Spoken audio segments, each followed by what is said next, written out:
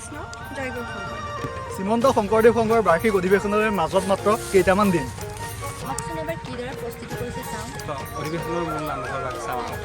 চোৱা গছৰ খুটা বাঁহ আৰু খেৰেৰে নামঘৰখনত তৈয়াৰ কৰা পৰাচতীয়ালৈ তেজপুৰৰ পৰা চাৰিদুৱাৰলৈ নাগ শংকৰ আৰু উত্তৰ জামুগুৰি মধ্যতে আছে আমাৰ জামুগুৰি সাতো আঞ্চলিক মিলি আমাৰ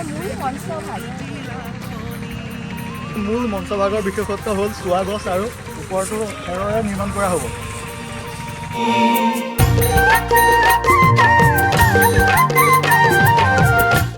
এয়া হৈছে ৯৫ সংখ্যক বাৰ্ষিক অধিৱেশনৰ যি মূল ধৰ্মধ্বজা, তাৰ কাৰণে এক ব্যতিক্ৰমী ৰূপত পতাকাবেদী নিৰ্মাণ কৰি থকা হৈছিল। অৰুণাচল লুইতৰ দাঁতিতে আছে অগ্নিগড়, উত্তৰ প্ৰান্তৰ খোৱা আছে নামেৰি, পশ্চিম দিশে শুভে শ্বহীদ নগৰী। তেজপুৰ জিলা শাখাই বহু কষ্টৰে শিবিৰ নিৰ্মাণ কৰি থকা হৈছে। আপোনালোকৰ দৃষ্টিগোচৰ হ'ব শিবিৰখিনি কিদৰে নিৰ্মাণ কৰিছোঁ, এবাৰ চাই লওক।